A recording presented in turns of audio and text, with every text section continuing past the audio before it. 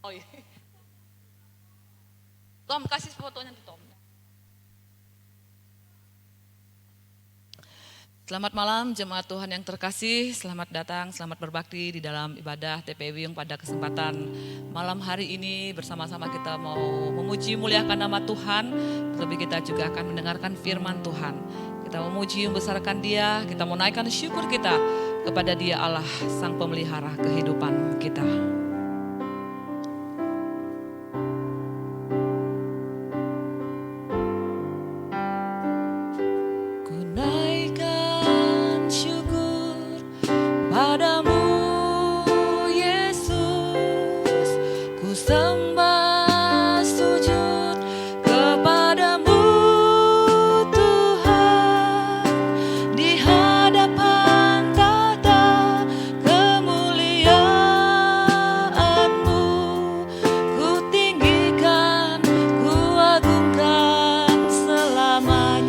Naikkan syukur, ku naikkan syukur padamu Yesus, ku sembah sujud kepadamu Tuhan, di hadapan tahta kemuliaan-Mu,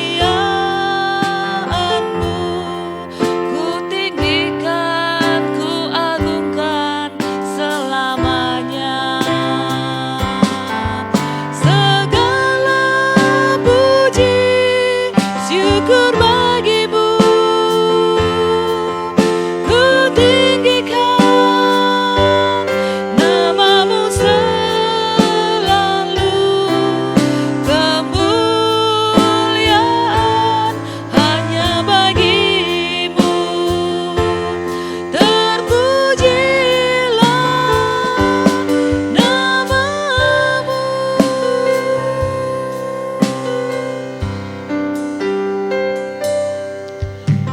Ku naikkan syukur padamu Yesus, ku sembah sujud kepadamu Tuhan, di hadapan tahta kemuliaan-Mu, ku tinggikan, ku agungkan selamanya. Segala puji syukur bagimu, ku tinggikan namamu selalu. Kemuliaan hanya bagimu, terpujilah namamu. Segala puji syukur bagimu, ku tinggikan namamu selalu. Kemuliaan hanya bagimu, terpujilah namamu, terpujilah namamu, terpujilah namamu.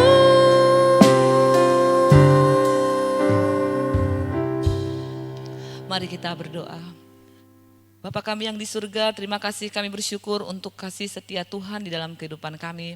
Sehingga pada malam hari ini kami dimungkinkan kembali untuk kami boleh bersama-sama berbakti, memuji, muliakan nama Tuhan. Terlebih kami akan mendengarkan firman-Mu. Kiranya Engkau yang hadir tengah-tengah kami Tuhan, meskipun ibadah kami masih dilaksanakan secara online. Kami percaya kehadiran-Mu Tuhan boleh meneguhkan dan boleh menguatkan kami sekalian. Dan biarlah kiranya Tuhan juga memberkati seluruh hamba-hamba Tuhan yang melayani. Kau yang layakan, Kau kuduskan, sehingga pelayanan kami pun boleh memperkenankan hati Tuhan. Kami mau serahkan ibadah kami Tuhan dari awal pertengahan hingga akhirnya ke dalam tangan-Mu. Mohon pimpinan berkat Tuhan boleh menyertai kami di dalam dalam ibadah kami malam hari ini. Di dalam nama Tuhan Yesus kami berdoa dan mengucap syukur. Haleluya. Amin. Bapak Ibu sang terkasih dalam Tuhan, kita percaya bahwa Tuhan kita adalah Tuhan yang begitu peduli, Tuhan yang begitu mengasihi kita. Kebaikannya boleh dinyatakan kepada kita hari lepas hari. Kita angkat pujian ini, Allah itu baik, sungguh baik bagiku.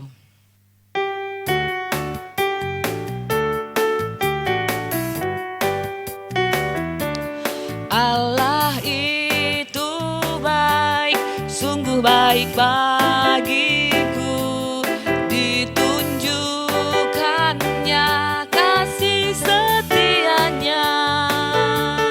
Dia menyediakan yang ku perlukan, menyatakan kebaikan, menyatakan kebaikan, menyatakan kebaikannya padaku. Kasih setianya tak pernah berubah, dulu, sekarang, dan selamanya. Ajaiblah kuasa dalam namanya, Yesusku luar biasa. Allah itu baik, sungguh baik bagiku. Ditunjukkannya kasih setianya. Dia menyediakan yang ku perlukan, menyatakan kebaikan, menyatakan kebaikan, menyatakan kebaikannya padaku. Kasih setianya tak pernah berubah, dulu, sekarang, dan selamanya. Ajaiblah kuasa dalam namanya, Yesusku luar biasa. Kasih setianya, kasih setianya tak pernah berubah, dulu, sekarang, dan selamanya. Ajaiblah kuasa dalam namanya, Yesusku luar biasa. Yesusku luar biasa. Yesusku luar biasa. Haleluya, Yesusku luar biasa. Kasih setianya dinyatakan bagi kita dan tak pernah berkesudahan. Kasihnya boleh melingkupi kehidupan setiap kita. Kita akan mempersiapkan hati kita untuk mendengarkan firman Tuhan. Dia mau hadir dan datang ke dalam dunia ini dengan satu tujuan untuk menyelamatkan saudara dan saya. Supaya kita yang binasa boleh memperoleh hidup yang kekal di dalam pengorbanannya di atas Kalvari. Kita mau mempersiapkan hati kita, kita angkat pujian ini. Betapa besar kasih-Mu Allahku. Betapa besar kasih-Mu Allahku, sehingga Kau berikan Yesus padaku, supaya aku tidak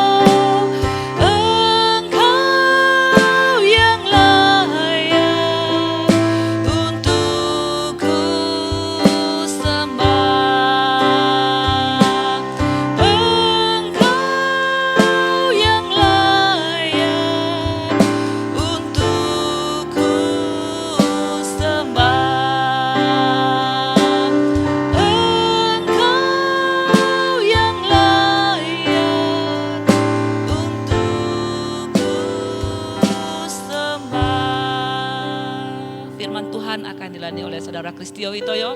Kesempatan kami berikan kepada hambanya.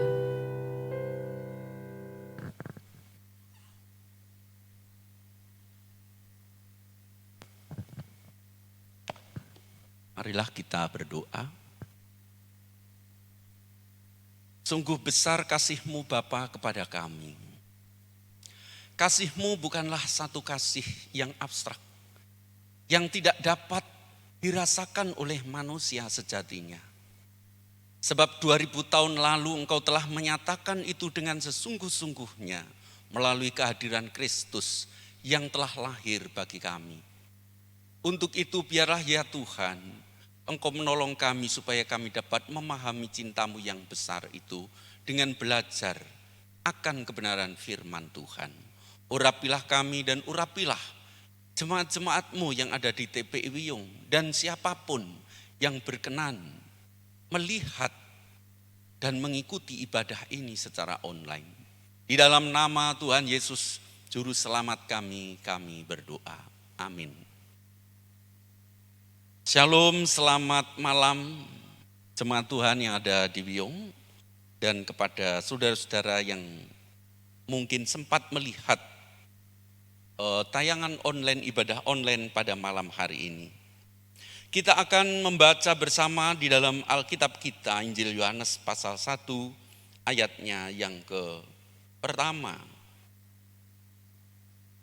dan yang kedua, lalu ayat yang ke-14 dan ke-16. Injil Yohanes pasal pertama ayat 1 dan 2, 14, 15, 16. Di sana dikatakan bahwa pada mulanya adalah firman. Firman itu bersama-sama dengan Allah dan firman itu adalah Allah. Ia pada mulanya bersama-sama dengan Allah. Firman itu telah menjadi manusia dan diam di antara kita. Dan kita telah melihat kemuliaannya, yaitu kemuliaan yang diberikannya kepadanya sebagai anak tunggal Bapa, penuh kasih karunia dan kebenaran. Yohanes memberi kesaksian tentang dia dan berseru katanya, inilah dia yang kumaksudkan ketika aku berkata, kemudian daripadaku akan datang dia yang telah mendahului aku, sebab dia telah ada sebelum aku. Ayat 16, karena dari kepenuhannya, kita semua telah menerima kasih karunia demi kasih karunia. Alangkah baiknya kita sambung sampai 17 sampai pada titik. Sebab hukum Taurat diberikan oleh Musa, tetapi kasih karunia dan kebenaran datang oleh Yesus Kristus. Bapak Ibu saudara-saudara yang dikasihi oleh Tuhan Yesus Kristus. Sejenak kita akan kembali merenungkan sabda yang telah menjadi manusia atau firman yang telah menjadi daging ini. Hal ini seringkali kita mendengar khususnya pada perayaan-perayaan Natal. Tetapi tahukah kita bahwa Injil Yohanes di sini mau menghubungkan peristiwa firman yang menjadi manusia ini dalam peristiwa keluaran di mana bangsa Israel saat mereka memberontak kepada Allah dengan menyembah yaitu patung dari lembu. Saudara-saudara, dosa menyembah patung lembu adalah penyembahan berhala yang merupakan sentral dosa manusia karena manusia tidak lagi berpaling menyembah kepada Allah. Sehingga dengan demikian dosa kejijikan yang membuat manusia terpisah dari Allah. Bangsa Israel yang menyembah patung lembu ini telah membuat berduka hati Tuhan yang telah membuat Tuhan menjadi murka. Sehingga dengan alasan inilah Tuhan telah menghukum bangsa Israel 3.000 jiwa binasa di padang gurun. Saudara-saudara, tetapi Allah sungguh penuh kasih karunia. Musa hamba Tuhan itu sebagai pengantara pada waktu itu memohon kasih karunia Allah supaya Allah itu membelas kasihani umat Israel yang telah menyembah berhala dan terpisah dari Allah. Sehingga Musa pada waktu itu supaya saudara-saudara tetap memiliki hubungan baik dengan Tuhan yaitu bangsa Israel itu. Ia membentangkan kemah yang terpisah dari perkemahan bangsa Israel. Hal ini menandakan bahwa Allah yang kudus benar-benar telah terpisah dari manusia yang penuh dengan dosa, penyembahan berhala dan kejijikan ini. Sehingga saudara-saudara, pada saat Musa membentangkan kemah di luar dari perkemahan bangsa Israel, kemah itu menjadi kemah yang disebut sebagai kemah pertemuan. Kemah bertemunya antara Musa dengan Allah sebagai pengantara. Musa memohon kasih karunia Allah supaya Allah mengampuni, mau kembali dekat dengan umatnya bangsa Israel ini. Sehingga kita melihat bahwa kemah pertemuan itu adalah satu-satunya kemah di mana umat Israel bahkan Musa sendiri dapat datang kepada dia untuk berjumpa dengan dia. Bahkan di sana dikatakan boleh bertatap muka dengan Tuhan. Saudara-saudara, di dalam kemah inilah Tuhan menyatakan dirinya dalam rupa awan yang cukup begitu menggetarkan, dan hal itu menyimpulkan bahwa Allah berkenan mau hadir di tengah-tengah umatnya yang berdosa. Setelah Tuhan memerintahkan Musa untuk mendirikan kemah suci sebagai kelanjutan dari kemah pertemuan ini, saudara-saudara, kita melihat bahwa pada saat Musa menyelesaikan tugas untuk membuat kemah suci ini, maka kemah suci yang bisa dikatakan sebagai kemah pertemuan ini boleh dibentangkan bukan lagi terpisah dari perkemahan bangsa Israel, tetapi sebagai kemah yang ada di tengah-tengah umat Tuhan, di tengah-tengah umat Israel. Saudara-saudara, melalui pembacaan firman Tuhan ini, yaitu firman yang telah menjadi manusia, yaitu firman yang dikatakan sebagai Allah, yang adalah Allah sendiri. Dia berkenan tinggal di antara kita dan wujudnya adalah bayi Yesus Kristus yang telah lahir 2000 tahun lalu di Bethlehem. Hal itu menjadi satu tanda bahwa Yesus yang sebagai Allah itu, yang adalah Allah sendiri, mau tinggal di antara kita melalui kehadirannya di muka bumi itu. Allah yang tidak kelihatan mau menampakkan diri dalam tubuh manusia, dalam daging, sama seperti daging kita. Sebagaimana sabda Allah itu, saudara-saudara, telah dibahasakan di dalam kitab suci, maka bayi Yesus, kemanusiaan Yesus itu mau membahasakan keilahiannya yang tidak dipahami dan yang tidak terlihat dan yang tidak nampak itu. Sehingga di dalam Kolose dikatakan bahwa dialah gambar wujud Allah yang telah berkenan menyatakan dirinya di tengah-tengah kita dan di antara kita. Saudara-saudara, dengan Yesus yang telah menjadi manusia dan diam tinggal di antara kita, itu sama artinya bahwa Allah telah berkemah di antara kita. Ia menemani kita. Dia bukan hanya tinggal di antara kita, tetapi tinggal atau berdiamnya Allah di dalam kemahnya itu termasuk juga pada kedalaman hati kita. Sehingga Rasul Paulus mengatakan bahwa kita pun juga disebut sebagai bait Tuhan, maka dia pun juga berkemah di dalam diri kita. Saudara-saudara yang dikasihi Tuhan Yesus, sebenarnya makna apa yang mau kita gali dari Tuhan Yesus Kristus Sang Sabda yang telah menjadi manusia itu tinggal di antara kita? Banyak orang ini hanya sekedar menjadi satu slogan, bukan menjadi satu prinsip sebagai satu pokok pangkal untuk meletakkan dan mempercayakan kehidupannya kepada Allah.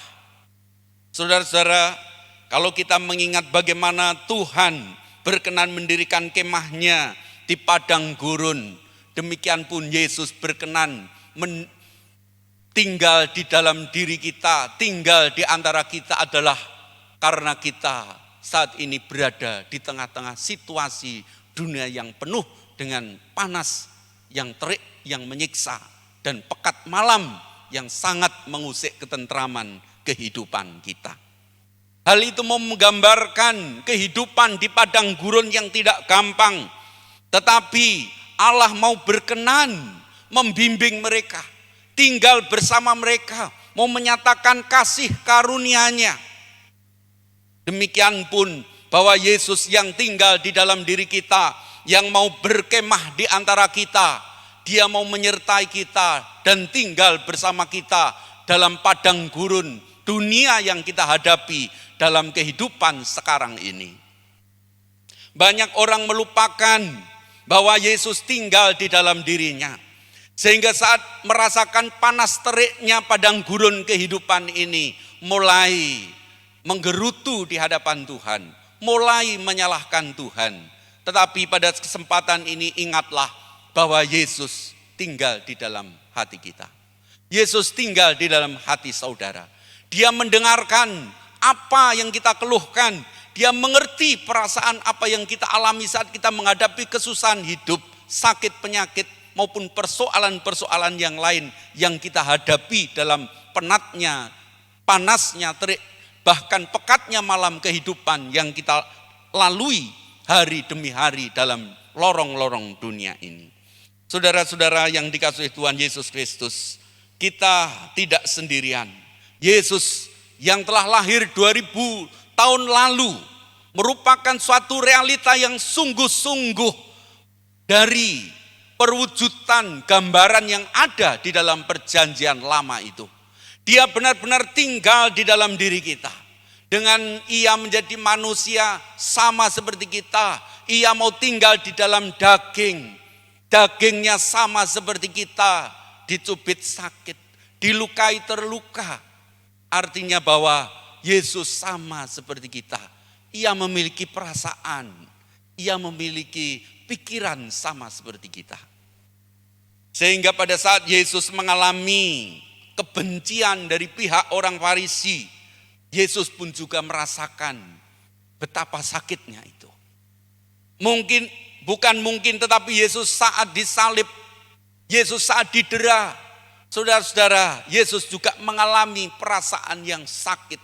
Seperti kita merasakan mengalami sakit penyakit. Saudara-saudara, Yesus yang datang menjadi manusia sama seperti kita itu. Dia karena ingin merasakan apa yang kita rasakan. Yesus manunggal dengan kita. Artinya bahwa apa yang kita alami, Yesus pun juga ingin merasakan dan mengalaminya itu. Tetapi memang hal ini bukan perkara gampang untuk dapat kita pahami dengan begitu mudah. Pergumulan demi pergumulan kita bersama Tuhan harus kita lalui dari hari ke hari supaya nampaklah kadar dari iman kepasrahan kita kepada Allah, kepada Tuhan Yesus Kristus yang tinggal di dalam diri kita itu. Saudara-saudara, dengan Yesus yang telah menjadi manusia dan berdiam di antara kita, kitab Ibrani, di dalam kitab Ibrani pasal 4 ayat 15, bahwa dialah seorang imam yang benar-benar mengerti kelemahan manusia. Orang yang mengerti akan jahatnya manusia. Orang yang memahami betapa jahilnya manusia. Betapa berdosanya manusia seperti bangsa Israel yang telah menyembah berhala itu. Dialah, saudara-saudara, yang memahami dan mengerti semua perkara yang dihadapi oleh manusia yang tinggal di muka bumi ini, yaitu termasuk di antaranya kita.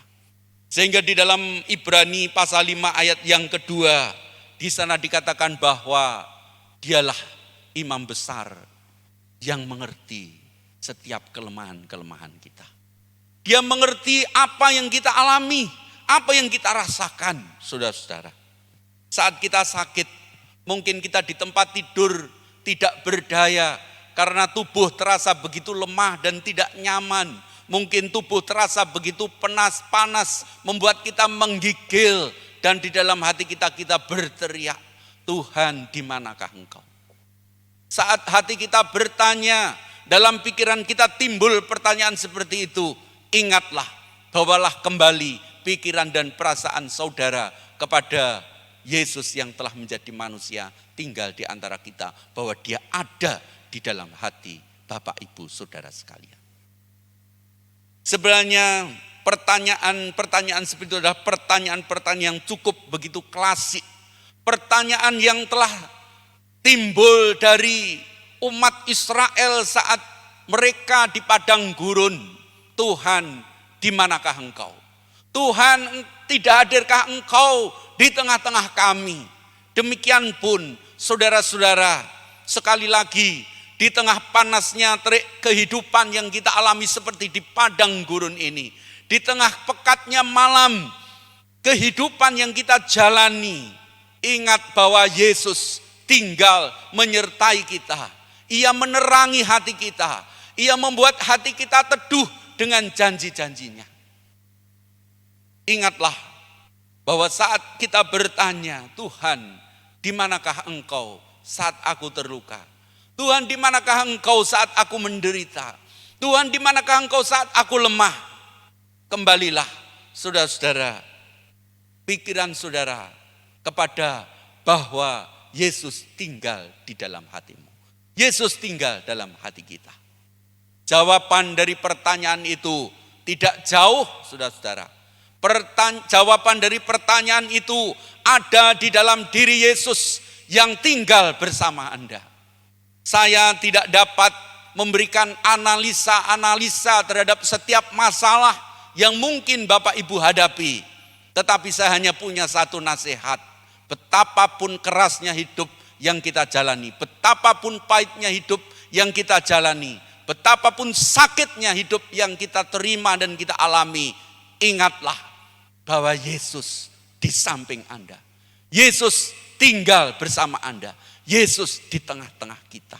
Dan tidak mungkin Yesus meninggalkan kita. Karena janjinya adalah bahwa Ia mau tinggal bersama kita dan menyertai kita. Saudara-saudara, di dalam ayat 16, bahwa dari kepenuhannya kita semua telah menerima kasih karunia demi kasih karunia.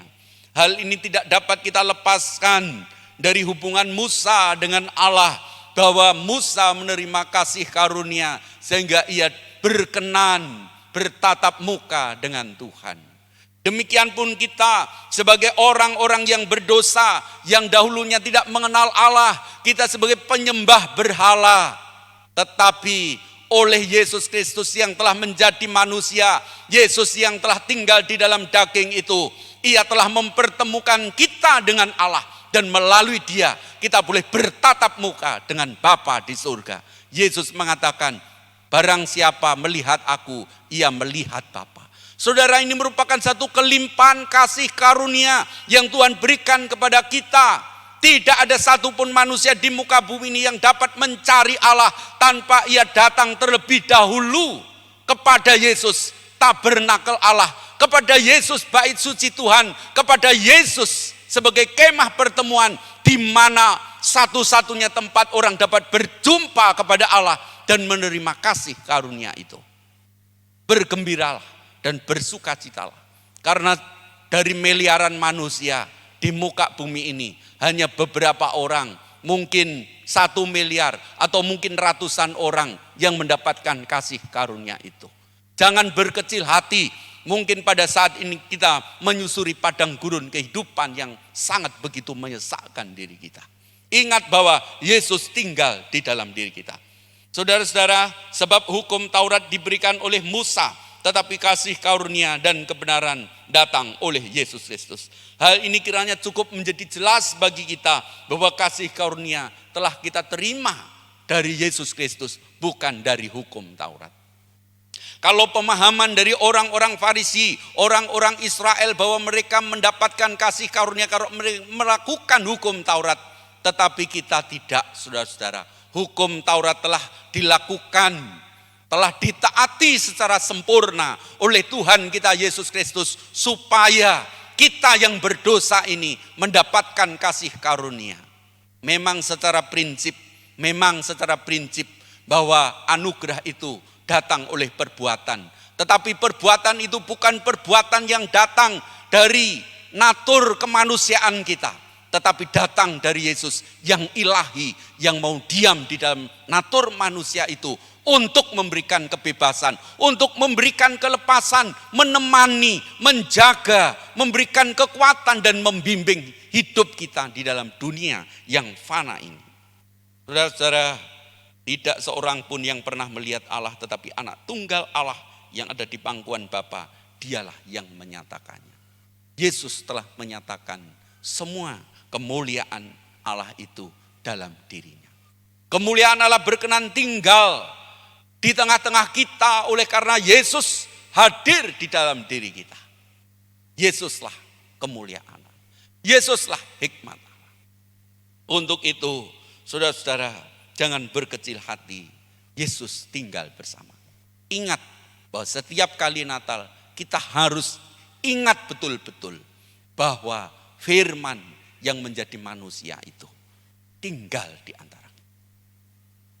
Sehingga biar ini menjadi satu sukacita bagi kita, saudara-saudara, karena Allah benar-benar tinggal, diam, hidup, berkemah di dalam hati kita, di dalam jiwa kita yang remuk dan hancur karena menghadapi panasnya kehidupan, teriknya kehidupan dan pekatnya malam kehidupan seperti di padang gurun itu.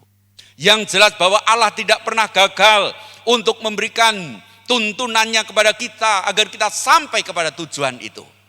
Allah bekerja di dalam segala sesuatu bagi kebaikan kita untuk kemuliaan. Kiranya Tuhan menolong kita pada malam hari ini untuk memahami betapa berharganya bahwa Ia yaitu Tuhan yang telah tinggal di dalam diri kita.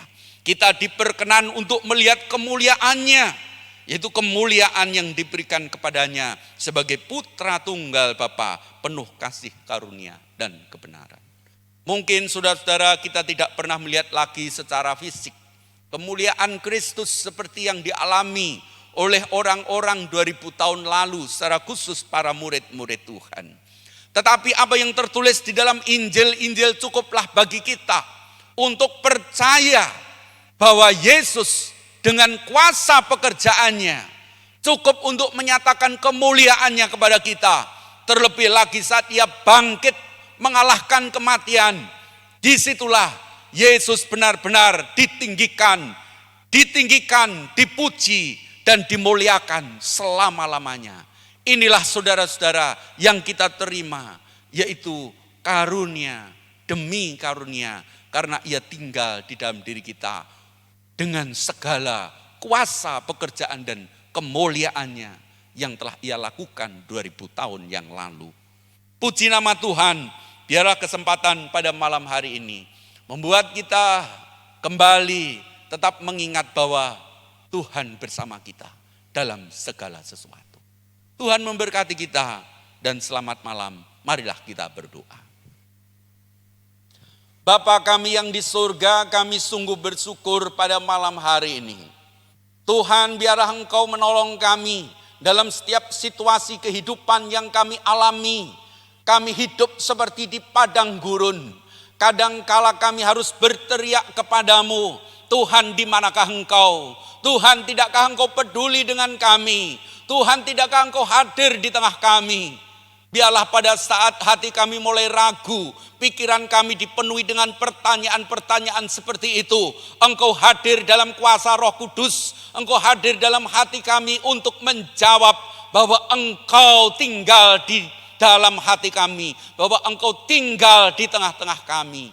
Biarlah hal itu menjadi penghiburan bagi kami dalam setiap kehidupan yang kami jalani ya Tuhan. Karena kami tidak sendiri, Engkau yang sangat begitu baik, Engkau yang telah mengaruniakan yaitu kebenaran-Mu, kasih setia-Mu kepada kami yang tak layak ini. Biarlah ya Tuhan kami semakin kuat dan semakin teguh di dalam perjalanan hidup kami bersama Tuhan sampai pada tujuan Tuhan itu terlaksana dalam kehidupan kami masing-masing. Kami tidak takut karena Engkau beserta kami. Tangan-Mu memegang kami, kekuatan-Mu menopang kami. Sungguh kami bersyukur. Di dalam nama Tuhan Yesus kami berdoa dan mengucap syukur. Haleluya. Amin. Selamat malam, puji nama Tuhan.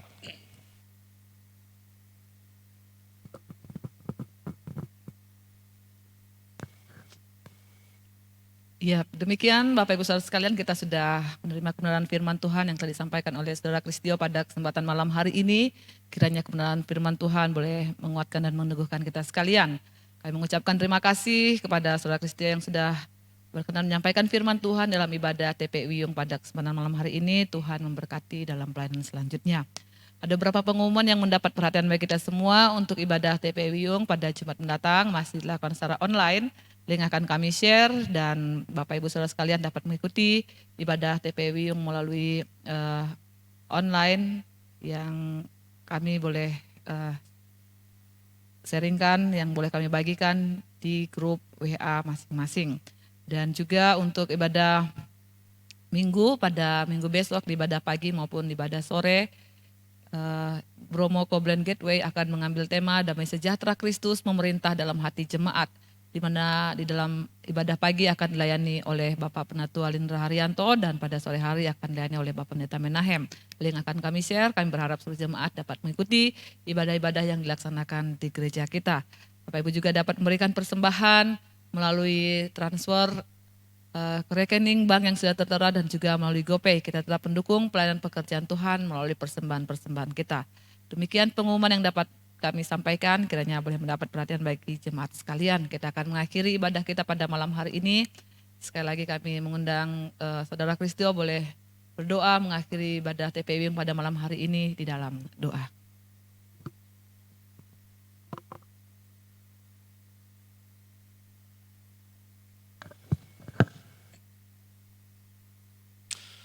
Mari jemaat Tuhan yang di rumah, marilah kita bersama-sama berdoa mengakhiri ibadah kita pada malam hari ini. Bapa Surgawi, kami sungguh-sungguh mengucap syukur kepadamu karena Engkau berkenan memimpin ibadah kami pada malam hari ini dari awal hingga akhir. Pada akhirnya segala sesuatu kemuliaan hanya bagimu sampai selama-lamanya.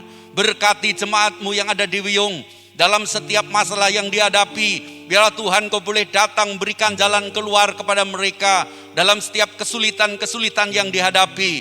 Yakinkan mereka semua ya Tuhan bahwa Engkau menyertai mereka, bahwa Engkau tinggal di dalam diri mereka.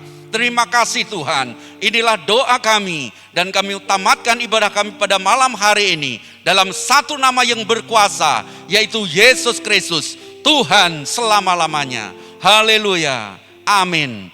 Bapa, terima kasih.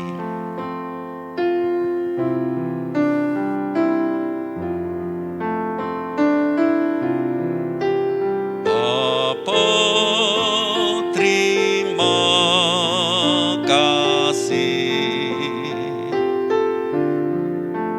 Bapa, terima kasih. Bapa di dalam surga, ku beri terima kasih.